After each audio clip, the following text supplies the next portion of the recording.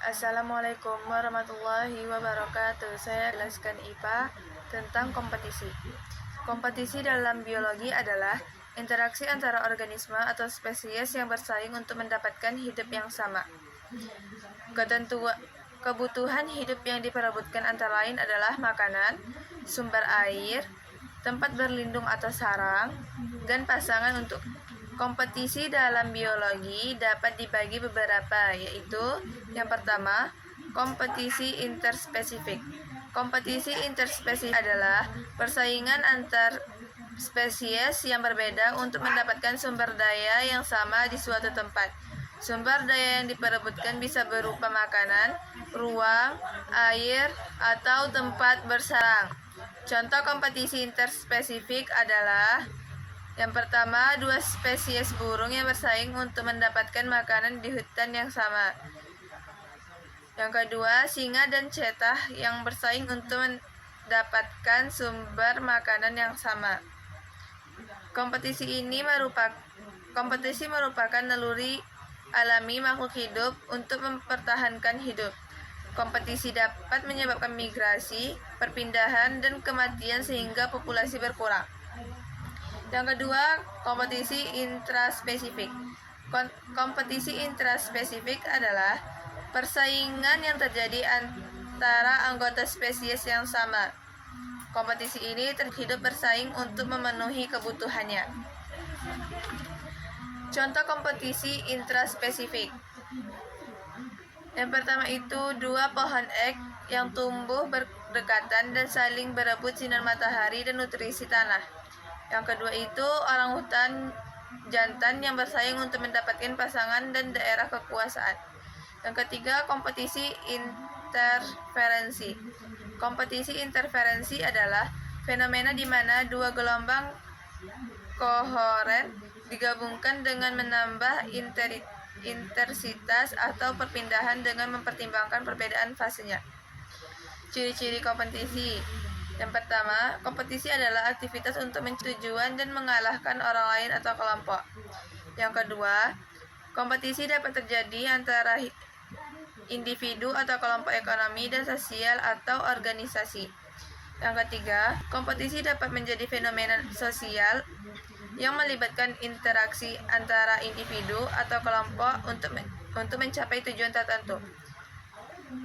Yang keempat, kompetisi dapat menjadi salah satu aspek penting dalam memahami dinamika masyarakat. Contoh kompetisi. Kompetisi komunikasi, kemampuan untuk berkomunikasi secara efektif, baik secara lisan maupun tertulis, dan rekan kerja, atasan, klien, atau pelanggan. Contohnya kemampuan presenti. Kemudian keterampilan teknis, kemudian kemampuan praktik menggunakan peralatan, kemudian kemampuan berpikir analistis, kemudian kemampuan manajemen waktu. Selanjutnya, saya akan menjelaskan menganalisis keseimbangan lingkungan.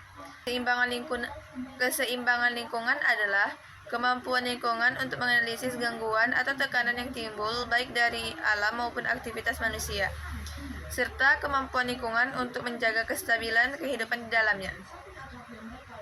Secara umum, keseimbangan lingkungan ini menjelaskan bahwa lingkungan dikatakan seimbang bila antara komponen abiotik dan biotik berada di dalam komposisi proporsional dan stabil. Penyebabnya tergantungnya keseimbangan lingkungan tersebut ada beragam itu. Yang pertama, banjir. Yang kedua, longsor.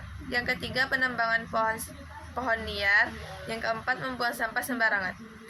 Adapun demikian, mengapa kita harus menjaga keseimbangan lingkungan dapat memberikan sumber daya, udara bersih, air, dan keanekaragaman hayati yang diperlukan di individu manusia. Lantas kita dapat menjaga keseimbangan lingkungan. Agar organisme tetap hidup, ekosistem harus seimbang. Ada beberapa kegiatan manusia yang berkelanjutan yang membantu menyeimbangkan ekosistem, termasuk reboisasi, penggunaan flovel, konservasi air, pengurangan penggunaan fosil, dan pengurangan sumber energi terbaru kami. Maka dari itu, Kita harus menyayangi ekosistem yang sangat diperlukan agar semua makhluk hidup bisa dengan baik. Jika ekosistem terganggu, akan ada dampak buruk yang terjadi. Misalnya, suatu spesies kelaparan dan lain sebagainya. Adapun ciri-ciri lingkungan yang tidak seimbang. Yang pertama, polusi udara. Yang kedua, air yang tercemar. Yang ketiga, kebersihan yang buruk. Yang keempat, minimnya vegetasi. Yang kelima, kepadatan dan aturan permukiman. Yang keenam, kebisingan dan polusi udara. Yang ketujuh, ketidakamanan sosial. Dampak lingkungan yang tidak sehat. Yang pertama, dampak terhadap kesehatan fisik. Penyakit pernapasan, penyakit yang ditularkan air, gangguan kulit, demam berdarah dan malaria, keracunan dan penyakit kronis. Yang kedua, dampak terhadap kesehatan mental. Stres dan depresi, gangguan tidur, kecemasan sosial. Yang ketiga, dampak terhadap